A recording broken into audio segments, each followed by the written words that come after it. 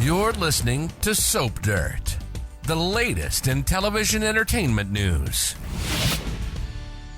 Hey there, Days of Our Lives fans. Belinda from Soap Dirt, and I've got your 2-week spoilers for Monday, May 27th, all the way through Friday, May 7th. There is a whole lot to talk about. We've got the baby back in one of his parents' rightful hands, but not both of them. We've got the deadline to find Clyde. We've got a wedding coming, another wedding coming, another wedding coming. So many things to talk about. But if you haven't, please reach down and click subscribe so you don't miss any of our updates. Let's just get right into this. On Monday, May 27th, we've got John and Steve talking to Rafe Hernandez. He was able to get them copies of that drug diary that murdered Gil was keeping for Clyde, and they look like they're going to get some of their ISA resources working on cracking the code. Harris has got people working on it, and so does the Salem police. We've also got scenes with Nicole and EJ and Eric on Monday. These pick up where we left off on Friday. Some of the scenes repeat where Eric again says Jude is your and EJ's baby because that's what Sloan confessed to him. So he came over there with the baby. He hands Jude off to Nicole. She's stunned. EJ's pretending to be stunned, but we know that he is not. And Holly Jonas is going to show up in the middle of this, and she's going to be so ecstatic because she loves baby Jude already to find out that he is her little brother. We have Xander and Sarah talking to Maggie Kiriakis and telling her that they are engaged. She will be very excited about that, much more excited than she is about her own engagement to awful Constantine Milionis. And Harris Michaels and Ava Vitali are ready to leave Salem to go track down Clyde Weston and put an end to him. On Tuesday, May 28th, we've got Maggie talking with Alex. She talks to him about how important family is and family loyalty. She talks to him about her wedding that's coming up, Sarah's wedding that's coming up, and I wonder if she's grilling him on how serious he is with Teresa since he is planning to move her into the mansion. Stefan goes to see newly reinstalled DA Melinda Trask with the envelope of evidence. He wants her to reopen Lee Shin's murder case, so hopefully he can get Gabi out of prison. And obviously, Melinda cared about Lee. She wants this murder solved properly, so I'm confident she does reopen the case. Meanwhile, Eric Brady is shocked when he goes back to his apartment, bringing the police with him, bringing Rafe with him, to find that Sloan Petersen is not sitting there waiting patiently to be arrested. Boy, Eric is pretty, but he's kind of dumb, right? Meanwhile, Bonnie Kiriakis lets Teresa know she's okay if she's doing a little light gold digging into the vast Kiriakis fortune.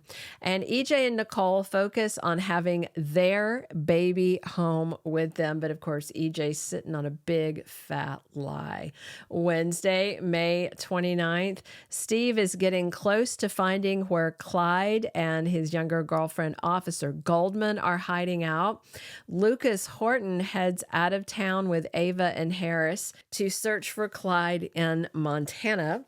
Marlena talks to Jada about how to stage an intervention for Everett, who is spiraling out of control and doesn't understand there's two people living in his head.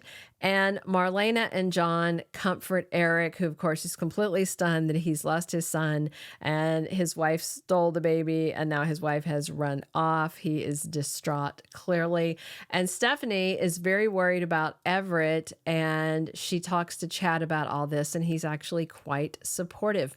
Thursday, May 30th, we've got Stefan offering Teresa a job managing the bistro for him. That sounds interesting. And Alex confesses to Marlena that, yeah, he's gotten back with Teresa and he's moving her in with him, but he just can't stop boinking Kristen. So I am pretty excited to hear Marlena's advice about that. And Ava, Harris, and Lucas are still in Montana, and they're working up a plan on how to take Clyde down once and for all. Meanwhile, EJ's busy bragging to Kristen about how thrilled he is to have his son back. I really hope that Kristen's the one to blow his lies out of the water.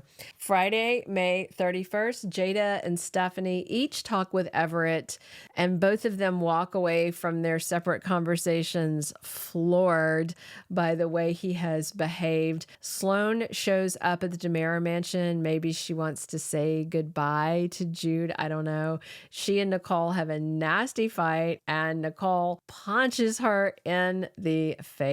Meanwhile, Melinda feels like she is being painted into a corner when Rafe comes asking questions about whether she knew if her best friend had stolen a baby. And Eric corners Leo and rages at him about keeping the lie about the baby swap hidden. That takes us to the week of June 3rd through 7th, 2024. And I just wonder if someone is going to DNA test EJ and the baby, maybe Kristen.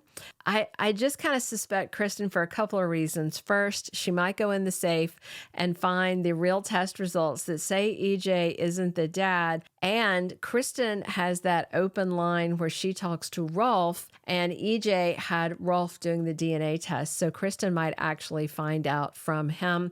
We've got a lot of groundwork being laid for Gabi's prison release and the recast coming, Cherie Jimenez, and also this Marin girl who's going to be some kind of reincarnated Abby clone. Maybe we'll see how that goes.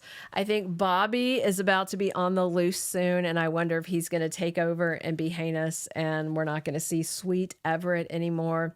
Clyde Weston's time is up. The manhunt is on. There's evidence galore, and he is about to go out in a blaze of glory. It's also time to see Maggie and Constantine not tie the knot, because his game is exposed very soon and his walk of shame will be out of the altar. There's no way Maggie's going to marry him.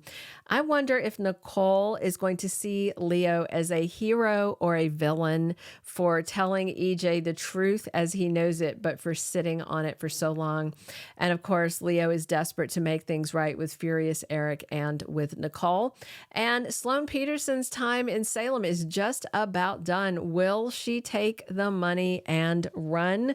That seems very, very likely. That's what I would do if I had done all the terrible things she has. All right, those are all of our 2-week spoilers. Subscribe if you haven't, definitely. Drop your comments and come back soon. We are here talking Days of Our Lives 7 days a week. And as always, I'm your host, Belinda from Soap Dirt. Thank you for being a loyal listener. Follow us wherever you get your podcast, because you don't want to miss the next episode. Soap Dirt is on all the major podcast platforms, including Apple Podcast, Spotify, iHeartRadio, and more.